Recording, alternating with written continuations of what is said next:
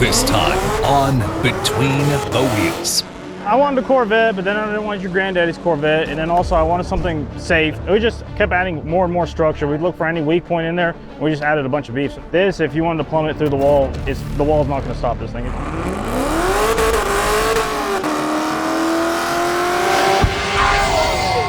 Bought it new in 1970. Those were the best days of our lives, I think. 17 years old when I bought that car. Ran on the street. I went there, made noise, and went home.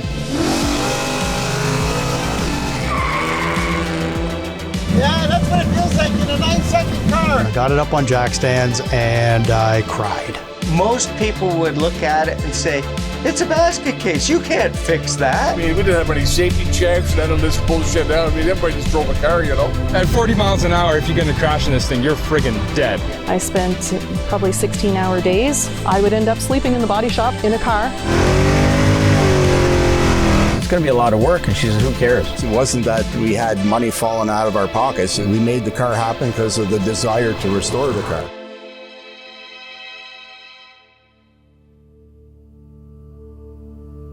All right, so we're here at SEMA in Las Vegas with Mike when his 2014 C7 Mad Max Mobile.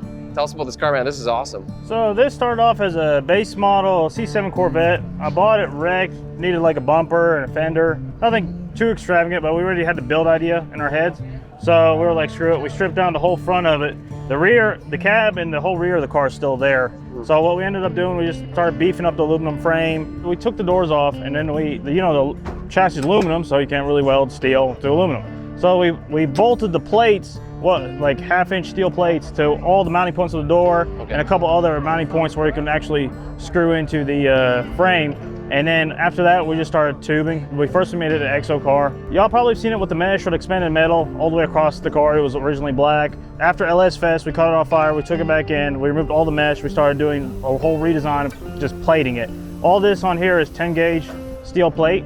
Wow. And then there's some quarter mixed in here and there, but it's straight beef. Like this, if you wanted to plummet through the wall, the wall's not going to stop this thing. It's just going to crack the concrete barriers, honestly. We just kept adding more and more structure. We'd look for any weak point in there, and we just added a bunch of beef. So now it's just like all one piece now. So the next step is we want to go and put pins to where like you pull the pins on each side and you can just put it on a lift and pick the whole body up and roll the car from underneath it. Oh, awesome. So this thing's all just mounted. So everything is removable. And actually, so now we have actuators on the doors. And then the next step, we're going to put actuators on the roof. Still comes up just like how the Corvette usually comes. But you pull a pin, it flings back like this. And then also we did the hatch. Yeah. So like all that's going to be automated with a switch on the actuators. That's awesome, dude. This thing is next level.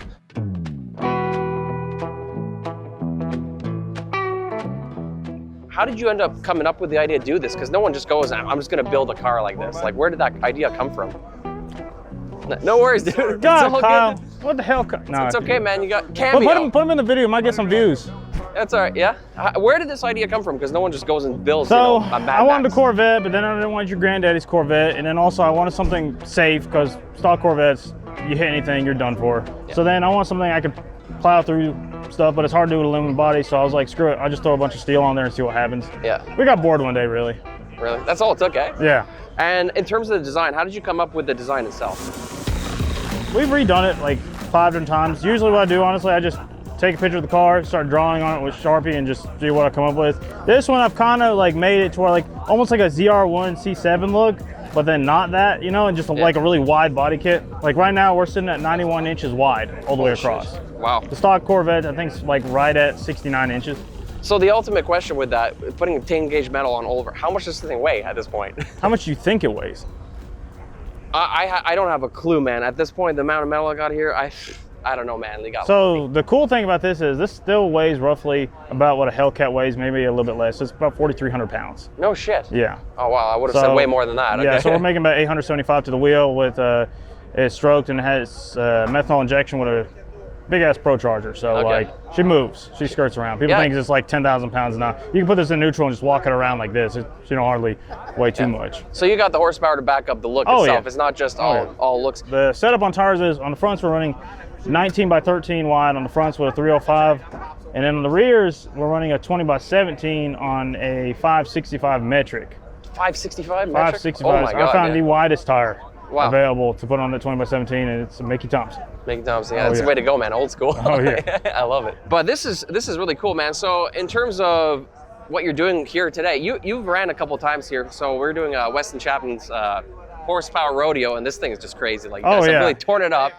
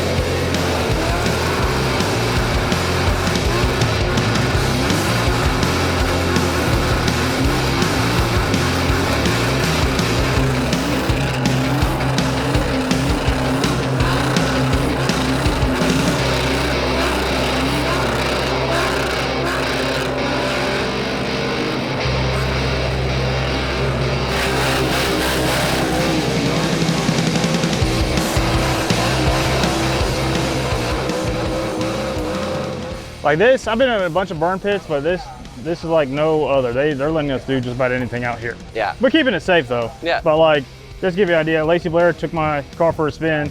Her truck wasn't working, so I was like, here, throw the keys to Mad Max. Yeah, she caught it on fire. Not like a small fire, like an explosive fire, engulfed in flames. Yeah. When I got to the car, it was still in park, sitting there bumping, idling against the wall, you know? Wow. It was a good time. So it actually survived, like all the wiring and everything? You were still No, she's fine. Because I already caught on fire before, so we fixed all the things that could burn. Yeah.